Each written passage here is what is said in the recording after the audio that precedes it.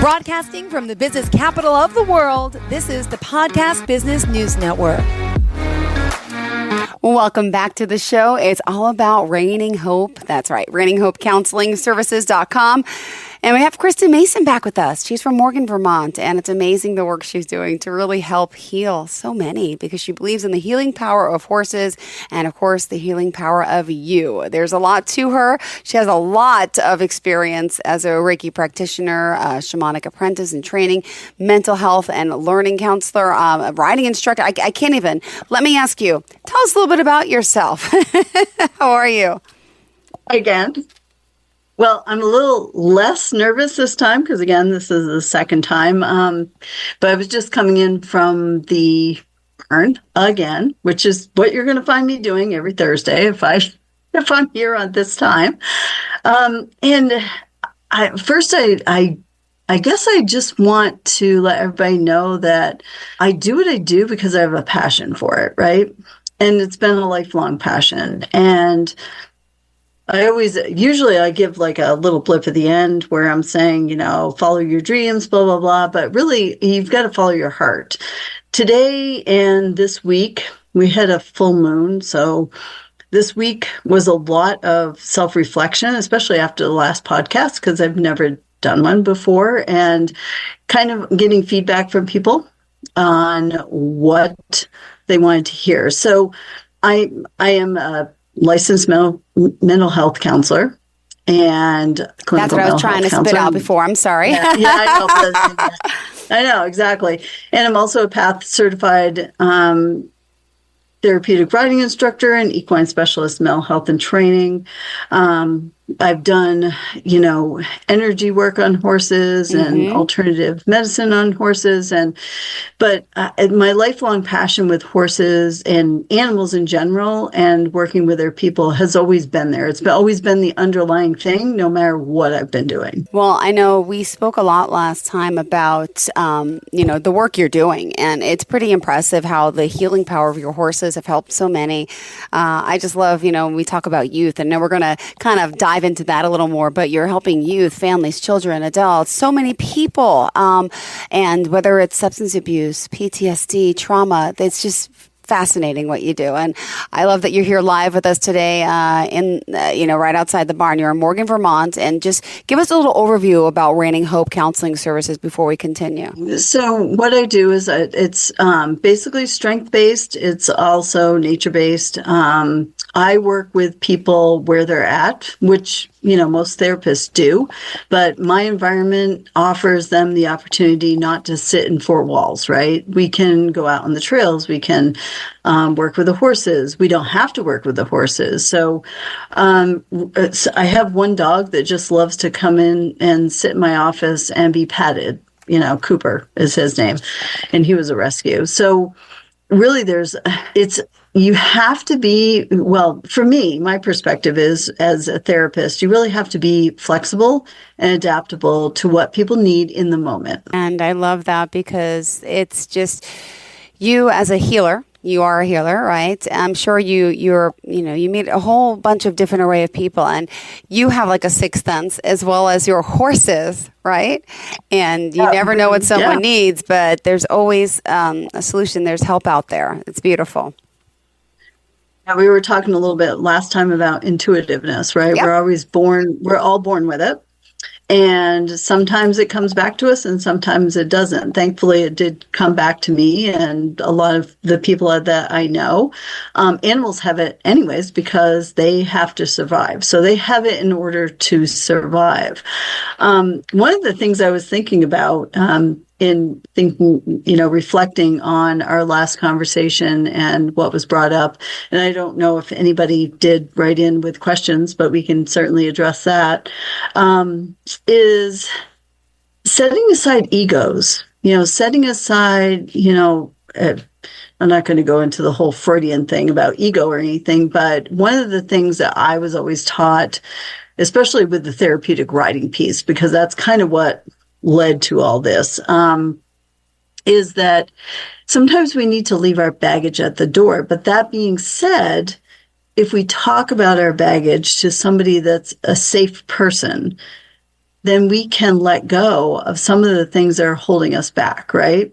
So, for example, if I had a volunteer that was going through a really rough time and they were trying to help one of my students and the horse was acting up, I knew immediately, intuitively, whatever you want to call it, that something was up, right? I probably knew it wasn't my student. It probably wasn't the horse. It was something else going on. And so really, it's really important to be able to find that safe person or safe space where you can let whatever you need to say out, right? So maybe somebody was having a hard time with a family member and they were holding it in. Well, the thing with horses and animals, they know. They just have this sense that something's not quite right. And when we talk about it, we let it out there. Sometimes people will, sometimes I ask some of my clients, journal about it, put it on paper, get it out of your head, so that you can set it aside. It's almost like it's a ceremony, so to speak, where you put it on paper, you set it aside, you can come back to it later and revisit it. I love it. That's a good way of looking at it. It's funny. I'm looking up. I have stuff on. I have like Post-it notes in my office of stuff I lay down. I put to rest, and then I go back and I look at it. And I like that idea for sure. I do too, because you don't have to think about it, right? You can move on to other things in the moment. So when you're coming in and you're going to help with a horse and a rider or something, or, even in my therapy, sometimes I do put, people on a horse or with a horse. And I do need that person that I've trained to help me because I need to focus on both the horse and the person and keep everything safe. So that person is my maybe equine specialist. And I ask them to, okay, you need to monitor the horse. Don't worry about everything else, but you need to, and of course we go through confidentiality and all that other stuff. That's, sidebar, disclosure. But, I need that person to be on top of things. I need to be able to trust that person to be okay, the horse is not quite, something's up. So then we talk about it where I ask the client, is there something you're holding back on here? Is there something that you need to tell me or tell the horse? You don't have to tell me, but you need to get it out, whatever it may be. Maybe you're anxious about a presentation, or maybe you're, a family member's dying or something, and you just need to share that, right? And so in order to let it out and talk about it and let it go, we need to open up. We need to be our authentic selves. And that's kind of where I was going back with the ego piece of it, is that we really need to let go of our egos and what we think we know. I'm learning all the time. I do not know everything. And I'll be the first to tell you, sometimes I struggle. Sometimes I need to ask other people. Sometimes I question myself, but that's all part of the process. We're all human. It's true. We really are. Yeah. It's, you've been in this field for a long time, and, you're very compassionate, very easy to speak to, very, what's the word? Empathic in a sense, right? And even with your animals, as an animal communicator, I know you do that. And let me ask you, are, people coming to you here I am in New York, right? You're in Vermont. We could do this virtually, or does it have to be in person to really experience the benefits of the connection of the animal, of, you? Can we do it this way too? Well, obviously the best way is in person when you're talking about, a physical other being, right? No matter what it is. And, but that being said, when you brought up the fact that, maybe it's cold out, we are headed for some kind of weird storm going on over here. But so my horses are out. I'm hoping, we're going to skip next week because we've got Thanksgiving, etc. But in December, if my horses are in, I do want to kind of take you for a tour. Hopefully the cell phone thing will work. I am not technology savvy, obviously, but ideally it's in person. I have taken my computer out to the barn when people cannot come here, just to give them a little tour and kind of show them around a little bit, turn it around. So, there's ways, but as far as like the actual counseling piece or the piece that's, it really is more important in person. And, I wish that I could be in 10 different places at once, but I can't, right? And sometimes, being in a rural area, it's definitely, transportation and distance and all that sometimes can be a barrier. But that doesn't mean that I can't, with other people, share my knowledge with them. Like if they're struggling and they have an animal with them, I do have 9 times out of 10, somebody's animal is going to come into our teletherapy if I have to do teletherapy. I'm not kidding. Interesting. I've had cats, dogs. I've had a lizard, rabbit. I've had kids take me out and show me their horses, and we talk about it. So it is possible, but maybe from their end. You know what I mean? Well, thank you for answering that. And I just want to point out, when you're working with people, obviously there's confidentiality, there's safety factors as well. And for someone to gain that trust with you, what would you say is the hardest challenge with that, right? To open up and to talk to someone that you don't know, right? Do you find that it's a little difficult in the beginning? And, how do your clients or patients kind of, come around that? Well, and I think I try to put myself in their shoes, even though you can't totally, but I try to look at it from the perspective, this person doesn't know me from anybody. So how can I best relate to them? So finding out more about them and being honest about me with them, sharing my experiences, sharing what I like, but also really listening to what their strengths and their interests are. Because sometimes you find that one little thread that can connect the two of you, and that's where the trust starts, right? It's just like with, when I get new horses here, I don't know them. Sometimes I don't even know their background. So I have to really keep an open mind and an open heart to what's in front of me at any given time, honestly. Oh, well, thank you for sharing that. And I just want people to know how they can reach you before we continue today. And I know I mentioned the website earlier, and it's Reining Hope Counseling Services.com, REINING, HopeCounselingServices.com.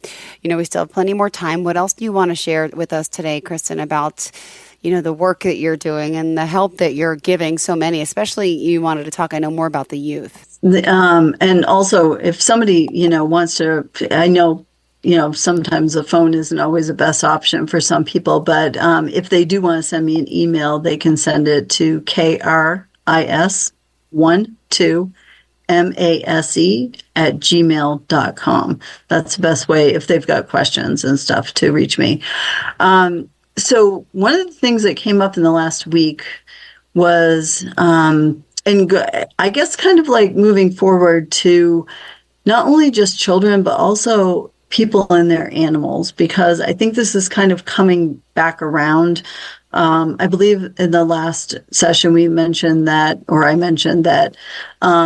at one point in time I wanted to be a veterinarian, but then I said to myself, I can work with people and animals and their animals, right?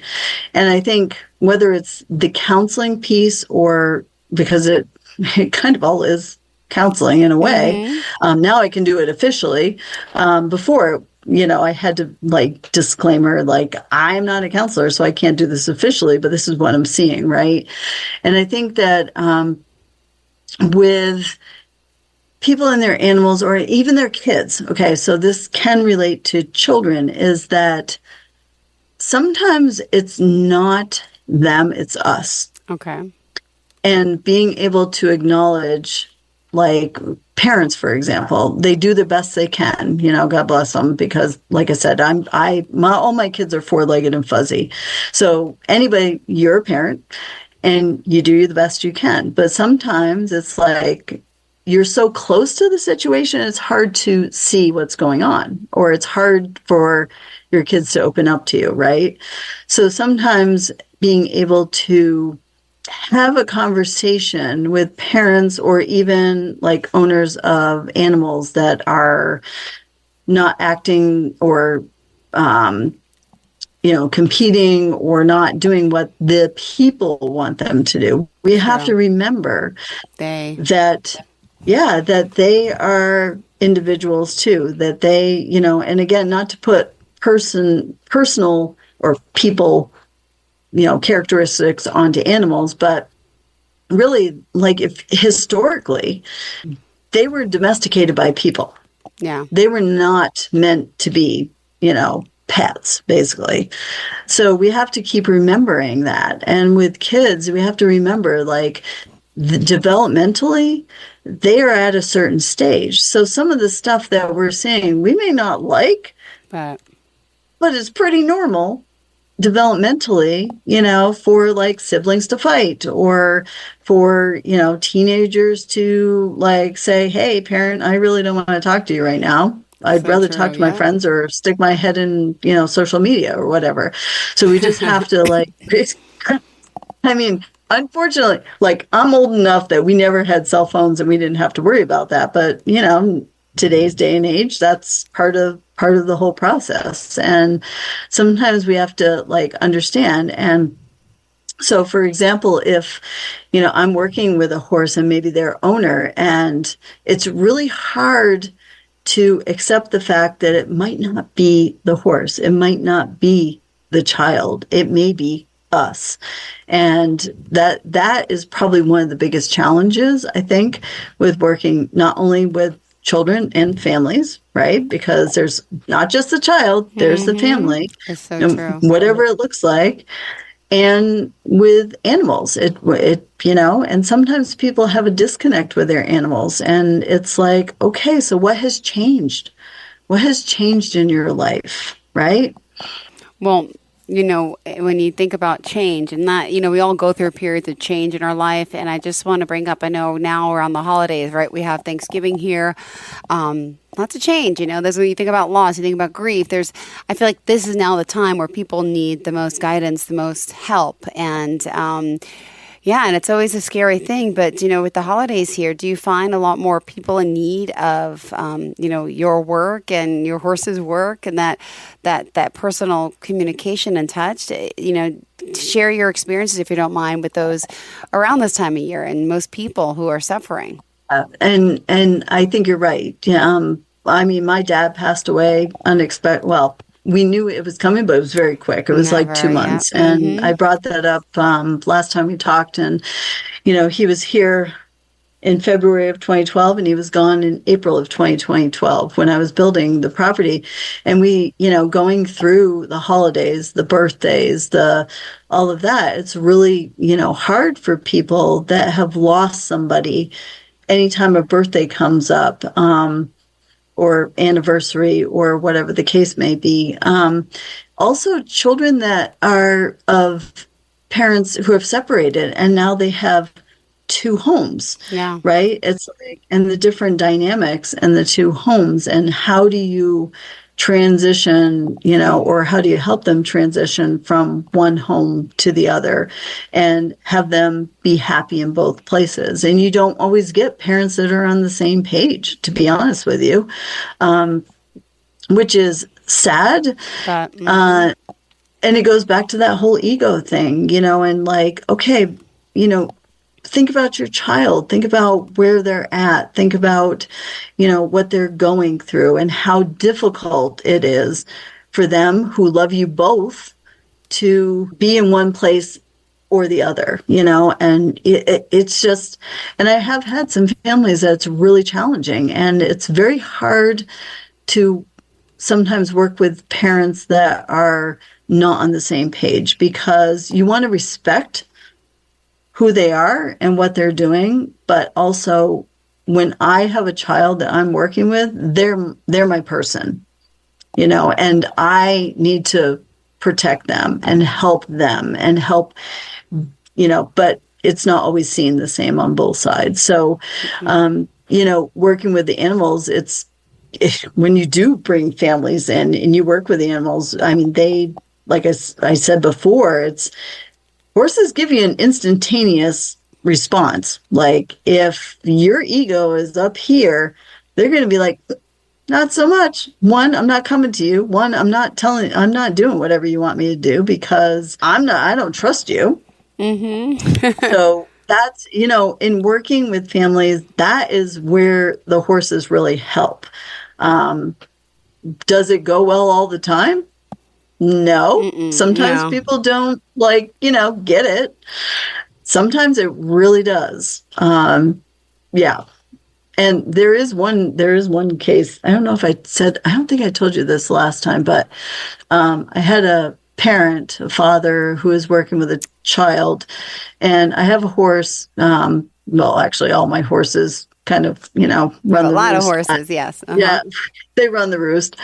But this one particular horse, you really have to listen to which hoof he wants picked up to actually pick it out. Okay. And the child that I was working with for quite a few weeks at the time knew what was going on. And I said, okay, so why don't you ask your dad to pick the horse's hoofs? I will help you. You're going to explain, you're going to instruct him the way I instructed you, and I will help you along the way. If you get stuck, you just let me know. So this child was doing it, and the dad was trying to force the hoof up, trying to push on the horse and pick your hoof up and blah, blah, blah. And whatever. And that horse was stubborn, hooves planted, not moving. And so the kid was kind of chuckling, really chuckling actually, because he knew what was going on. And so the dad was exasperated, and he's like, I can't pick this hoof up. I don't know. I can't do it. So, and the kid goes over and does it. Oh my. Picks it right up. So the dad's like, well, what is going on here? And I said, well, did you ask the horse if he could pick its hoof up? And he's like, what? Are you serious? Right now? He thought it was crazy. And I said, why don't you just say, Casey was the horse. He's a quarter horse. And he had a assorted background, but I said, just ask him, say, Casey, will you please pick your hoof up? Guess what happened? No joke. Really? He was very it took him about 10 minutes to chill out and be all right, fine, whatever, he said. I said, no, you have to be really honest about it. You have to be you really want the horses to pick his hoof up, and you really need to ask him. And so he did. And he picked his hoof up. Wow. Oh, I got goosebumps. So in relating to people, sometimes you can't force people to do things, right? Yeah. You need to ask permission. You need to be able to adapt. Wow. And it's amazing, right? And because you have this other, a sixth sense, I should say. And that's amazing that you got the hoof up like that. Oh my goodness. I love it. I love hearing the positive stories. I love hearing, could you share another story, about how, and the dad, so carrying on for this one, the dad was and so the end discussion was are you forcing your kid to do stuff? Are you forcing your family members to do things? Are you pushing instead of asking, and inviting? And so the bottom line is, he was just he just had this ego that was up here that he, for whatever reason, and, it probably had something to do with the way he was brought up. Yeah. I mean, we talk about, childhood experiences and how they can shape us. That's so true. Yeah. So this is kind of, in looking forward, I think at the next, one of these times, I will drag you guys around. Please. I will. And please, anybody that wants to ask any questions or if they have ideas of what they want to hear about.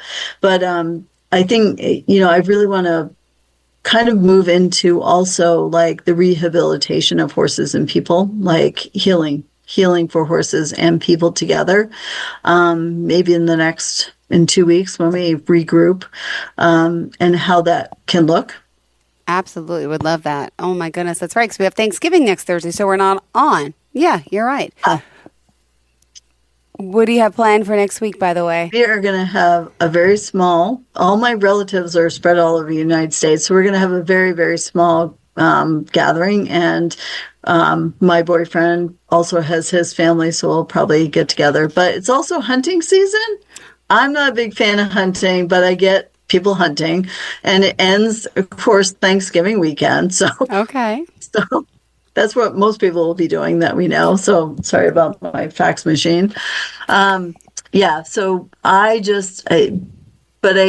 do reflect, and I do encourage other people to reflect on, what they're thankful for. And this time of year when I'm, working with my kids and my families, I encourage them to kind of look within. And we just did a big community dinner with my agency that I work for outside of here. And it was wonderful. I mean, we did like 150 dinners. We didn't have everybody come, but we also delivered to a bunch of people. And it was just nice to have our children's, because I work in children's at our local human services agency. And it was just nice to have all of our staff helping and doing like together. And we had so much fun. And it was like a well-oiled machine. We all, jumped in and helped out. And that was a couple of weeks ago on a Saturday. I guess it was 3 weeks ago, coming this Saturday. So it was just nice, and so just thinking about those things and thinking how thankful you are to have the people that are with you now, and and your animals, of course. Oh, it's beautiful. I know. And you got to be thankful. We got to be grateful for all we have. And this is just the time of year where someone might need us. They're an animal, an owner, a pet, right? It's just, you got to be gracious. You got to be giving. You got to be kind and understanding. And who takes care of the animals when you're not there? Just curious. How does that work? Well, I'm here most of the time, but I do have friends that can jump in with, some notice. My mom is 82, believe it or not. And she is, she's right here and she's doing things. And my longtime boyfriend also helps out. And I do have wonderful neighbors that also help out, and my boarders that help out when I'm not here. I haven't taken a vacation a really long time, other than a day. Oh my gosh. So you're like, you're due. Oh my God. Well, thank you. You take on a responsibility, right? So you just, Yep. It's same. I get it. I got 7 and 9-year-old. We just did a mini vacation. We went to New York City for the night. Mini. We go to Hershey Park. Exactly. Mini. We might go Busch Gardens. 2 days. Mini. Too hard to stay away too long. It counts. And it's about making the memories and the most of it with everyone. I really, truly believe that. And at Reining Hope, I know you're helping so many. And if someone wants to reach out to you, we're already out of time. Wow. How do we contact you again? Sorry. I would go ahead and just shoot me an email at KRIS12MASE@gmail.com. Perfect. Thank you so much. Pleasure having you here, and looking forward to the next time we get to connect. You have a fantastic day, okay?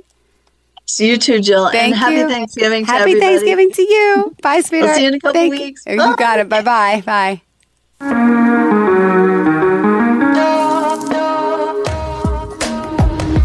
Broadcasting from the business capital of the world, this is the Podcast Business News Network.